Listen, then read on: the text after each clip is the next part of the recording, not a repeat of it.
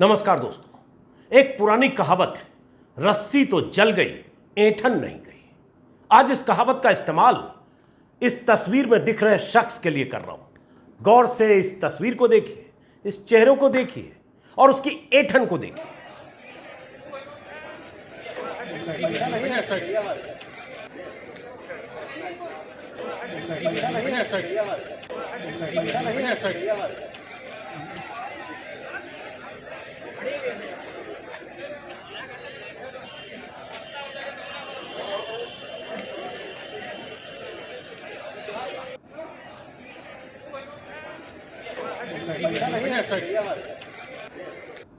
पहचान तो गए ही होंगे आप। आशीष मिश्रा, केंद्रीय गृह मंत्री, केंद्रीय गृह राज्य मंत्री अजय मिश्र टेनी का बेटा, वही बेटा जो किसानों की हत्या के आरोप में सलाखों के पीछे है। आज लखीमपुर की अदालत में उसकी पेशी थी। पेशी के दौरान जिस वक्त पुलिस कर्मियों की मौजूदगी में अदालत के दरवाजे तक जा रहा था, तब की यह तस्वीर है। और तस्वीर में ये दिख रहा है, यह शख्स मूंछों पर ताव दे रहा है, मूंछें ऐंठ रहा है।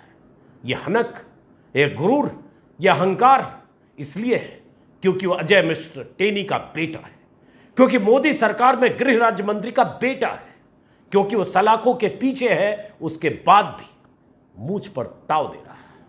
हालांकि रस्सी तो जल गई ऐंठन तो नहीं गई, ये कहा जरूर मैंने, लेकिन इसे देखकर लगता है कि रस्सी जली भी नहीं है शायद, क्योंकि इसे इस बात का अंदाजा है कि जब बाप केंद्र में मंत्री है और इतने शोर शराबे हंगामे, सुप्रीम कोर्ट की फटकार, जमानत रद्द होने के सुप्रीम कोर्ट के निर्देश के बाद भी इसका कुछ बिगड़ा नहीं है या बिगड़ेगा नहीं, ऐसा इसको लगता है।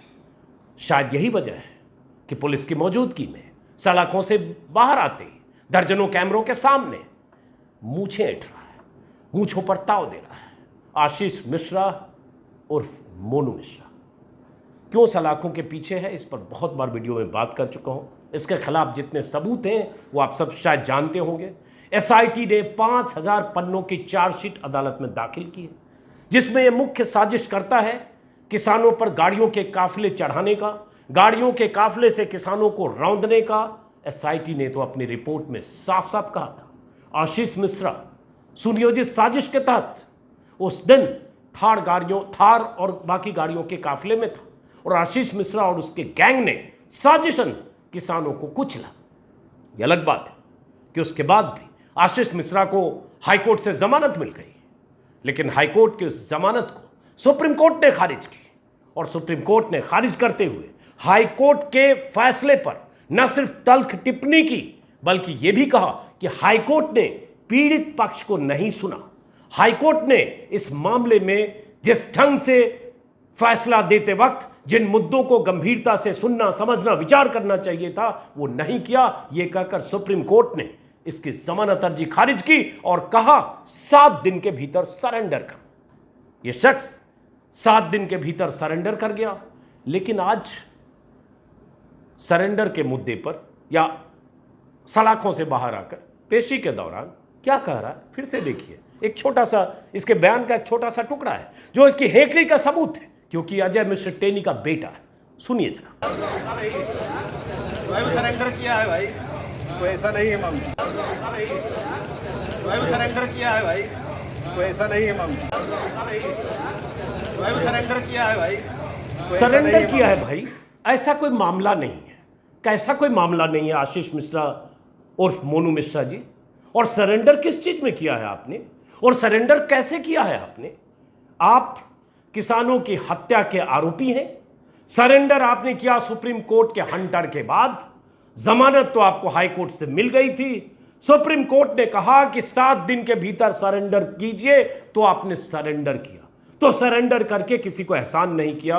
और सरेंडर करना ऐसे अपराधों में जिसका आरोप है आप पर, जो 5000 पन्ने की चार्जशीट में एसआईटी की फाइलों में दर्ज है, शर्मिंदा होना चाहिए, अफसोस होना चाहिए। लेकिन इस शख्स के चेहरे पर अफसोस, शर्मिंदगी तो छोड़िए, अकड़ है, हेकड़ी है और कह रहा है सरेंडर किया है भाई। ऐसा कोई मामला नहीं है। कैसा कोई मामला नहीं है और कैसा मामला होना चाहिए? पूरे देश में थू थू हो रही है, वीडियो पर सबूत है, कैमरे पे सब कुछ दर्ज है, दर्जनों चश्मदीद है, किसानों की मौतें हैं, और कह रहा है ऐसा कोई मामला नहीं है, सिर्फ इसलिए क्योंकि अजय मिश्र टेनी का बेटा है। अगर ये कोई मामूली गुनहगार होता तो शायद मूंछों पर ऐसे ताव भी न दे रहा होता, ऐसे मूंछें ऐंठ भी नहीं रहा होता और ऐसे नहीं कह रहा होता। लेकिन ये तो मैंने कहा जैसा कि अजय मिश्र टेनी का बेटा है, जिसका बाप इतना कुछ होने के बाद भी मोदी की सरकार की में मंत्री की कुर्सी पर बैठा है। अजय मिश्र टेनी की आज कोर्ट में आरोप तय करने के मामले पर, माफ करें, आशीष मिश्रा के खिलाफ आरोप तय करने के मुद्दे पर आज सुनवाई थी, लेकिन वो सुनवाई अब अगली तारीख के लिए तय हो गई है। उसकी तारीख 24 मई तय हो गई। आज सुनवाई होनी थी, लेकिन अब जरा इसके बाप पर आते हैं। आशीष मिश्रा के बाप अजय मिश्र टेनी पर जरा आते हैं। अजय मिश्र टेनी का इतिहास, जिस पर पहले हम कई बार बात कर चुके हैं, लेकिन अजय मिश्र टेनी पर कल जो इलाहाबाद हाईकोर्ट की लखनऊ बेंच ने जो कहा वो बहुत अहम है। और इलाहाबाद हाईकोर्ट की लखनऊ बेंच के उस कमेंट के बाद भी अजय मिश्र टेनी का अपनी कुर्सी पर बने रहना इस बात की तस्दीक करता है कि मोदी को कोई फर्क नहीं पड़ता है कि उसके मंत्री पर क्या आरोप लगते हैं, उसके मंत्री के खिलाफ सुप्रीम कोर्ट क्या कहे या उसके मंत्री के खिलाफ हाई कोर्ट क्या कहे या उस मंत्री के खिलाफ कोई क्या कहे, कोई फर्क नहीं पड़ता। कल क्या कहा लखनऊ बेंच के जस्टिस ने, इसको जिक्र करना जरूरी है। और साथ में यह भी कि अजय मिश्र टेनी की मुश्किलें बढ़ सकती है, क्योंकि अजय मिश्र टेनी का एक पुराना खाता, एक पुरानी फाइल जो आज से 22 साल पुरानी है, हत्या के आरोप की फाइल, जिसमें वो जमानत पर, पहले उसे जमानत मिली और उसके बाद वो बरी हो गया, जेल जाने से भी बचा और बरी भी हो गया। उस मामले में भी हाई कोर्ट में एक सुनवाई है, एक तारीख मुकर्रर हुई है। अजय मिश्र टेनी के उस मामले में जो हत्या का मामला है, प्रभात गुप्ता की हत्या का मामला, उस पर भी बात करूंगा। और प्रभात गुप्ता के छोटे भाई राजीव गुप्ता जो इंतजार कर रहे हैं कि उन्हें अपने भाई की हत्या के मामले में इंसाफ मिलेगा, और उसके भाई के हत्यारे, उनका आरोप है अजय मिश्र टेनी को सजा मिलेगी, चाहे 22 साल बाद मिले। तो क्या कह रहे हैं राजीव गुप्ता, वो भी वीडियो में आगे बताऊंगा। लेकिन उससे पहले लखनऊ बेंच ने क्या कहा। लखनऊ बेंच ने अजय मिश्र टेनी के लिए कहा कि अजय मिश्र टेनी ने धमकी न दी होती तो शायद लखीमपुर कांड न होता। किस धमकी की बात की? लखनऊ बेंच के जज ने उसी धमकी की जिसका जिक्र मैं अपने वीडियो में कर चुका हूं, लेकिन उसका जिक्र एक बार फिर करना जरूरी है। वो वीडियो आपको फिर एक बार देखना जरूरी है, क्योंकि हाई कोर्ट के जज ने भी मान लिया कि वो वीडियो और उस वीडियो में कही गई बात और वो धमकी वो बहुत गलत था, और उसका नतीजा हुआ कि जो हिंसा हुई। क्या कहा था, मैं चाहता हूं हाईकोर्ट ने क्या कहा वो बताने से पहले जरा एक बार अजय मिश्र टेनी का वो बयान जो 25 सितंबर का बयान है, बयान मतलब मंच पर भाषण या धमकी कहे या चेतावनी कहे, वो सुनना जरूरी है एक बार फिर से। और उसके बाद हाईकोर्ट ने क्या कहा वो आपको बताता हूं, जरा सुनिए। ऐसे लोगों को कहना चाहता हूं कि सुधर जाओ, नहीं तो सामना करो आके, हम आपको सुधार देंगे। 2 मिनट लगेगा केवल। मैं केवल मंत्री नहीं हूं, ये सांसद विधायक नहीं हूं। जो विधायक व सांसद बनने से पहले मेरे विषय में जानते होंगे, उनको ये भी मालूम होगा कि मैं किसी चुनौती से भागता नहीं हूं। और जिस दिन मैंने उस चुनौती को स्वीकार करके काम कर लिया, तो उस दिन पलिया नहीं लखीमपुर तक छोड़ना पड़ जाएगा, ये याद रखना। अजय मिश्र टेनी ने कहा सुधर जाओ, नहीं तो सामने आओ, 2 मिनट में हम सुधार देंगे। किसको कहा? उन किसानों को जो कृषि कानूनों के खिलाफ इसके इलाके में, लखीमपुर निघासन इलाके में प्रदर्शन कर रहे थे, इसका घेराव करते थे या इसे काला झंडा दिखाते थे। सीधे सीधे कहा कि 2 मिनट में सुधार दूंगा, सामने आओ तो। लेकिन इससे बड़ी बात भी एक बात कही थी अजय मिश्र टेनी ने, जिसकी तरफ इशारा है हाईकोर्ट का। कहा कि मैं केवल मंत्री नहीं, मैं केवल सांसद विधायक नहीं हूं, उससे पहले क्या था लोग जानते होंगे। मैं किसी चुनौती से भागता नहीं, और जिस दिन चुनौती को स्वीकार कर लिया, स्वीकार करके काम कर लिया, उस दिन तुम्हें पलिया और लखीमपुर, पलिया ही नहीं लखीमपुर खीरी छोड़कर भागना पड़ेगा। पलिया एक विधानसभा है जो लखीमपुर खीरी जिले में, मतलब कह रहा है जिस दिन मैंने चुनौती स्वीकार कर लिया और काम कर लिया, पता नहीं कौन काम कर लेगा चुनौती स्वीकार करके, क्योंकि ये काम तो कर चुके हैं 2000 में। इन पर आरोप है और जिसकी सुनवाई है अभी हाईकोर्ट में, जैसा कि मैंने जिक्र किया। और साथ में कि मंत्री, विधायक, सांसद के पहले मैं क्या था लोग जानते हैं, तो ये तो धमकी है ना। क्या था ये जानते हैं, ये हिस्ट्री शीटर रहा है 90 के दशक में, पुलिस फाइल में हिस्ट्री शीटर रहा है, बाद में उस पूरे मामले से बेदाग होकर निकला, वैसे ही जैसे प्रभात गुप्ता के हत्याकांड में निकला।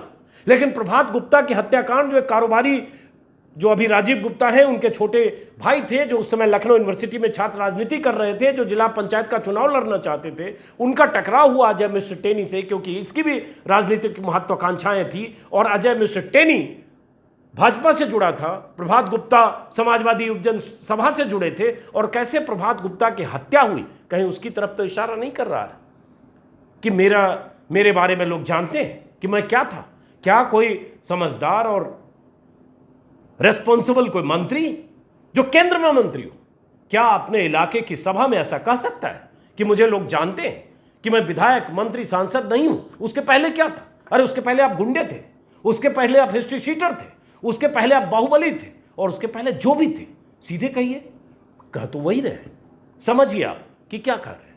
अब जरा आते हैं हम प्रभात गुप्ता हत्याकांड पर। चूंकि प्रभात गुप्ता हत्याकांड एक बड़ा मामला है, लेकिन हाँ, इसमें एक बात भूल गया जो बता दूं फिर से।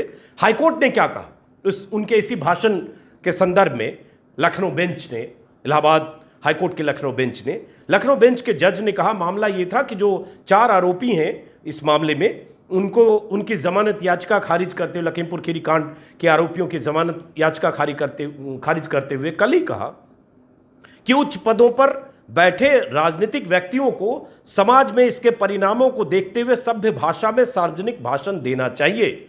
और लखीमपुर खीरी छोड़ने की चेतावनी जैसी दी थी इसने, उसके बारे में कहा कि नेताओं को गैर जिम्मेदाराना बयान नहीं देना चाहिए। साथ में यह भी कहा इलाहाबाद हाईकोर्ट ने, किसानों के प्रदर्शन के चलते इलाके में 144 धारा लागू थी, बावजूद इसके वहां कुश्ती का आयोजन किया गया, और जहां केंद्रीय मंत्री, राज्य के उप मुख्यमंत्री मौजूद थे। कोर्ट ने इसे लेकर क्या कहा? इसे लेकर कहा, कानून बनाने वालों को कानून तोड़ते हुए नहीं देखा जा सकता है। कोर्ट इस दलील पर विश्वास नहीं कर सकता कि राज्य के उप मुख्यमंत्री को इस बात की जानकारी नहीं थी कि इलाके में 144 धारा लगी हुई है और किसी सभा पर रोक है।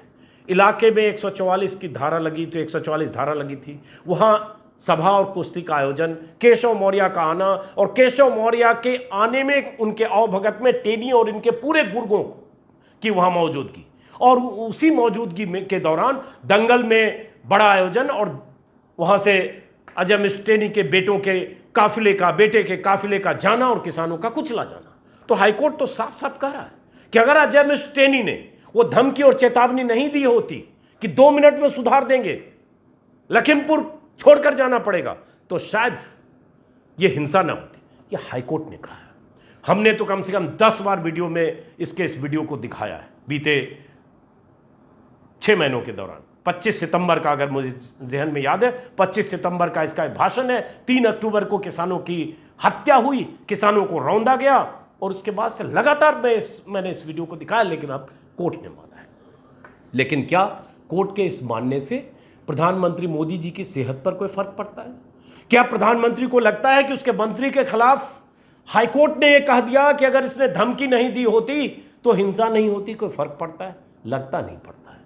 अगर इसे लगता कि पड़ता है तो इसका बेटा आशीष मिश्रा मूंछों पर ताव देते हुए, मूंछें ऐंठते हुए आज सलाखों से बाहर आते वक्त ऐसी तस्वीरों में कैद नहीं होता, और ये हंसते हुए नहीं कहता सरेंडर किया भाई और कोई मामला नहीं है। ऐसे लग रहा है कोई जैकी सराफ या सलमान खान जेल से बाहर आया हो फिल्मी सेट पर।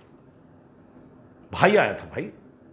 अब आते हैं जरा राजीव गुप्ता के मामले पर और प्रभात गुप्ता के मामले पर। चूंकि प्रभात गुप्ता के मामले में अजय मिश्र टेनी को जिला अदालत से बरी कर दिया गया था, वो कहानी भी बहुत दिलचस्प है और सनसनीखेज है और बहुत सस्पिशियस है कि कैसे बरी हुआ। मैंने अपने पहले वीडियो में भी एक बार प्रभात गुप्ता के जो छोटे भाई हैं राजीव गुप्ता, लखीमपुर खीरी में रहते हैं, वही पूरे मामले में हाईकोर्ट का दरवाज़ा उन्होंने खटखटाया है। पहले भी मैंने बात की थी, लेकिन अब हाईकोर्ट ने एक तारीख मुकर्रर की है पूरे मामले में। चूँकि उस समय हाईकोर्ट में फैसला नहीं हो पाया था, हाईकोर्ट ने अपना जजमेंट सुरक्षित रखा था, निचली अदालत में वो बरी हो गए थे, तो राजीव गुप्ता ने हाईकोर्ट में अपील की कि हमें इंसाफ मिले। 22 साल बाद उन्हें तारीख मिली है हाईकोर्ट से और 16 मई को उसकी सुनवाई है।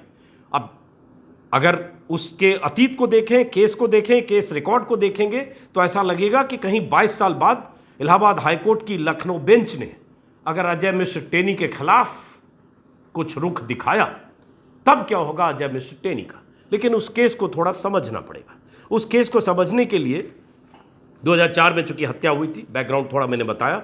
मैंने यूपी चुनाव के दौरान प्रभात गुप्ता के छोटे भाई राजीव गुप्ता से बात की थी। मैं चाहता हूं 2 मिनट का एक वीडियो है जिसमें उन्होंने अपने भाई की हत्या, इसकी उसमें अजय मिश्र टेनी पर आरोप, उसका जिक्र किया था। मैं चाहता हूं छोटा सा वो वीडियो देखिए और उसके बाद फिर हम बात करते हैं कि क्या हो सकता है अगर अजय मिश्र टेनी के खिलाफ इस मामले में, जो मामला खत्म हो चुका है एक तरह से, टेनी जिसमें बेदाग बरी हो चुका है, उस मामले में अगर उसकी फाइलें फिर से खुलती हैं तो सुनिए।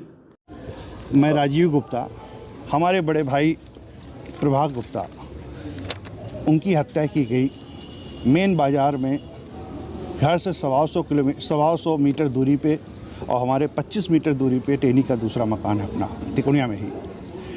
दिन में घर से निकले, उनकी दिन दहाड़े हत्या हुई, मेन बाज़ार में हत्या हुई और एक कनपट्टी पे गोली मारी गई, दूसरी गोली पेट में मारी गई। मुकदमा दर्ज होता है टेनी के खिलाफ, ये FIR है, मेरे पापा ने मुकदमा लिखाया था, तहरीर है उसमें। और मुकदमा दर्ज होने के बाद इन लोगों ने 3 से 5 दिन के अंदर मामले को CBCID भेज दिया, क्योंकि हम लोग व्यापारी थे, छोटे व्यापारी थे, हमें बताया गया CBCID में कुछ नहीं होता है, पेंडिंग हो जाता है। तो हम लोग उस मामले की जांच को पुलिस से कराने पे प्रयास करने लगे। हम क्योंकि लखनऊ यूनिवर्सिटी से पढ़े थे, बहुत से लोगों ने हमारी मदद की उस मामले में। राज्य सरकार का उन्हीं के आदेश, उस समय भी भाजपा की सरकार रही थी, और ये CBCID आदेश वापस हो जाता है। लेकिन इन लोगों ने CBCID जांच के आदेश वापस हो गए? जी, वापस हो गए। इसमें हम लोगों को सिक्योरिटी देने की बात की गई, सिक्योरिटी भी दी गई। और जो है CBCID जांच वापस होने के बाद इन लोगों ने फिर CBCID को करा दिया। 3 बार CBCID हुई और इस मामले में 54 बार कम से कम, मुझे जो ध्यान है, हम हाई कोर्ट में हम दोनों लोग गए, ये भी गए, हम भी गए, हम लोग हाई कोर्ट ही जाते रहे बराबर। ये पर हम लोगों का हाई कोर्ट था। आखिर में इन लोगों ने अपना जो भी समीकरण बनाया, इन्होंने अपने हिसाब से मामले को किया, लेकिन हम लोगों को जानकारी नहीं थी मुकदमा कैसे लड़ा जाता है। जो बात तिकोनिया कांड में ये बात कही गई कि हम हज़ारों शपथ पत्र देते हैं, यही बात हमारे भाई की एफिडेविट, हमारे भाई की हत्या में हुआ कि बराबर एफिडेविट उन लोगों के आते रहे और वो लोग अपने हिसाब से गवाह को मैनेज करते रहे। और आखिर में जांच में जो विवेचना हुई, विवेचना IG जोन के अंडर में हुई और ये केस डायरी का पर्चा, अंतिम पर्चा था, इस पर लिखा गया कि अजय मिश्रा के कुकर्म क्या हैं, कर्म क्या हैं। और ये पर्चा आज भी माननीय उच्च न्यायालय की उस अपील में है, LCR lower court in record में है, फाइल में, जिसमें लिखा हुआ है कि टेनी मिश्रा का नेपाल से रिश्ता है। राजीव गुप्ता ने अजय मिश्र टेनी के खिलाफ पूरी ताकत लगाई, जो भी एक आदमी कर सकता है मुकदमा लड़ने के लिए, लेकिन फिर भी उस मामले में अजय मिश्र टेनी बरी हो गया।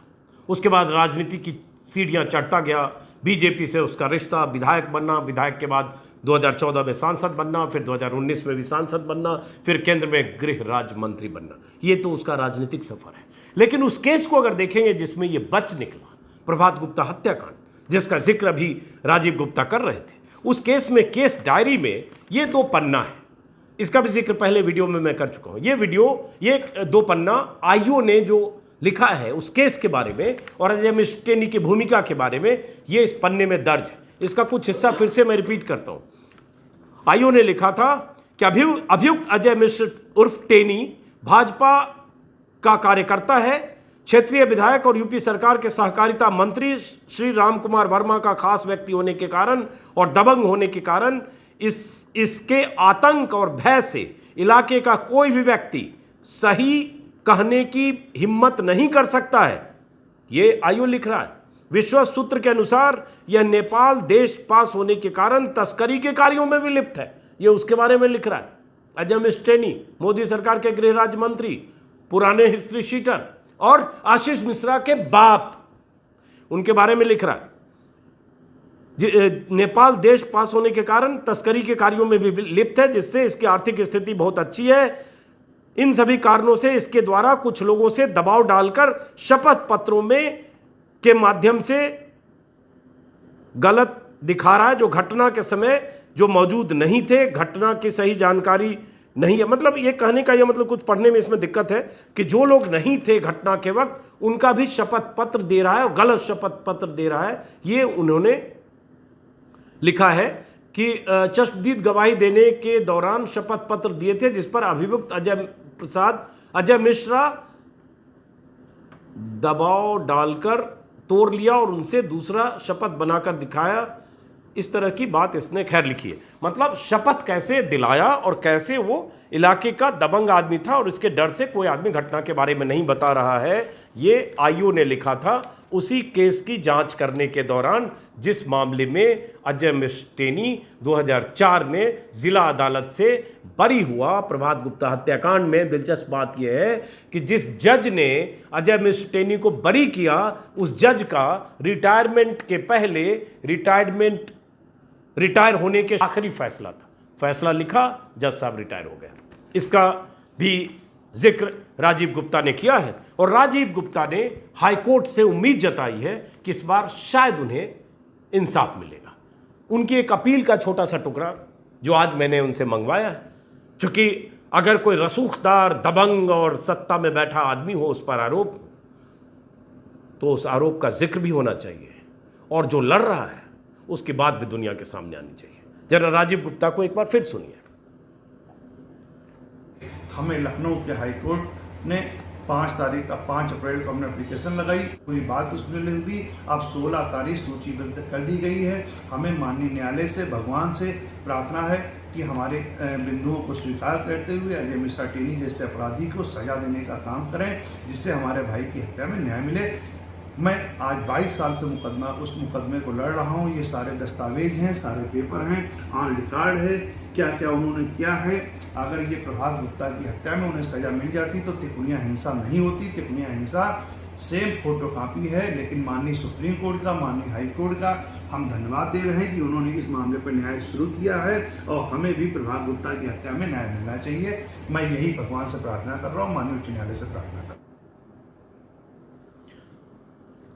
तो सुना आपने, राजीव गुप्ता को उम्मीद है कि इस बार हाईकोर्ट में इनकी फाइल खुलेगी अजय मिश्र टेनी की, और 22 साल पहले उनके भाई की हत्या हुई, उस मामले में शायद इंसाफ मिले।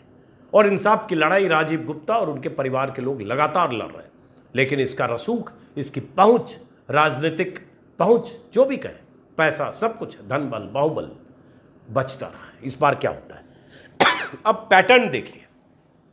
जिस पैटर्न पर अजय मिश्र टेनी बेदाग छूटा, जिसमें आयोग ने लिखा कि गवाहों से बयान दिलवाए गए, हलफनामे बनवाए गए, क्योंकि अजय मिश्र टेनी के खिलाफ इलाके के लोग डर से कुछ बोलने को तैयार नहीं होते। ऐसा ही हलफनामा आशीष मिश्रा के केस में, कि आशीष मिश्रा मौके पर नहीं था, उस वक्त भी ऐसा हलफनामा पुलिस को दिया गया था। और पुलिस का रवैया शुरुआती दिनों को अगर याद करेंगे, 3 अक्टूबर को वो हिंसा हुई, 3 अक्टूबर को किसानों को रौंदा गया, उसके बाद से लेकर 3-4 दिन तक अगर देखेंगे, पुलिस बहुत हल्के हाथ रख रही थी आशीष मिश्रा पर, या हाथ ही नहीं रख रही थी, या उसे बचाने की कोशिश कर रही थी, या उसकी भूमिका से इनकार कर रही थी, क्योंकि अजय मिश्र टेनी और आशीष मिश्रा लगातार कह रहे थे वो मौके पर थे नहीं, जबकि चश्मदीद और मोबाइल का सर्विलांस और बहुत ऐसी चीजों से आसानी से साबित किया जा पा सकता था कि वो वहां मौजूद था उस वक्त जहां हिंसा हुई। लेकिन आखिरकार सुप्रीम कोर्ट की फटकार के बाद, सुप्रीम कोर्ट के दखल के बाद, बहुत तल्ख टिप्पणियां सुप्रीम कोर्ट ने की यूपी सरकार की जांच और जांच के तरीके पर, और तब सुप्रीम कोर्ट ने एसआईटी बनाई और कहा कि एसआईटी में यूपी काडर के वो 3 अधिकारी आईपीएस हों जो यूपी के रहने वाले नहीं हैं। तो 3 ऐसे अधिकारी चुने गए आईपीएस अधिकारी जो पंजाब और महाराष्ट्र के रहने वाले हैं, बेशक वो उनका काडर यूपी है, 3 आईपीएस अधिकारी, हरियाणा पंजाब हाईकोर्ट के रिटायर्ड जज, और उसके बाद वो एसआईटी बनी और एसआईटी की जांच, एसआईटी की चार्जशीट कोर्ट में है। वो एसआईटी जो यूपी सरकार ने बनाने की कोशिश की, वो जज जिनके नेतृत्व में यूपी सरकार ने न्यायिक जांच करने का ऐलान किया था, उसे भी नहीं माना सुप्रीम कोर्ट ने। और उसके बाद इतना कुछ होने के बाद आशीष मिश्रा सलाखों के पीछे गया, और सलाखों के पीछे जो शख्स पहले 129 दिन और उसके बाद अभी फिर 16-17 दिनों से अभी फिर जेल में है, 129 दिन जेल में रहा शख्स, सुप्रीम कोर्ट की डांट फटकार के बाद सलाखों के पीछे रहा शख्स, बीच में उसे जमानत मिली और लगभग 69 दिन 69 डेज जेल से बाहर भी रहा। जेल में फिर तभी ठूसा गया जब सुप्रीम कोर्ट ने कहा जमानत रद्द करते हुए, वो शख्स यहां मुझ पर ताव दे रहा है। तो देखना ही है कि देश की अदालत, कानून, कायदा और एसआईटी के वो तमाम सबूत, वो 5000 पन्ने के चार्जशीट, वो चार्जशीट जिसमें कहा गया, वो रिपोर्ट जिसमें कहा गया कि ये मुख्य साजिशकर्ता आशीष मिश्रा उर्फ मोनू है और इसके तमाम लोग हैं, और साजिशन सब कुछ हुआ, साजिशन गाड़ी चढ़ाई गई, ये मौके पर मौजूद था। वो सर्विलांस और वो तमाम सबूत जो साबित और तस्दीक करता है कि ये दंगल में नहीं था, ये वही मौके पर था जहां हिंसा हुई। ये सब एसआईटी ने अपनी रिपोर्ट में लिखा है, अपनी रिपोर्ट में कहा है। क्या उन सब के आधार पर आशीष मिश्रा को सजा मिलेगी? इसके लिए इंतजार करना पड़ेगा। फिलहाल लड़ाई लंबी है और इस देश में हमने देखा है जिसके खिलाफ सारे सबूत हो, वो कई बार निचली अदालतों से छूटता है, कई बार ऊपरी अदालतों से भी छूटता है, और कई बार निचली अदालत से छूटने के बाद भी ऊपरी अदालत में फिर से उसे सजा मिलती है और सलाखों के पीछे जाता है।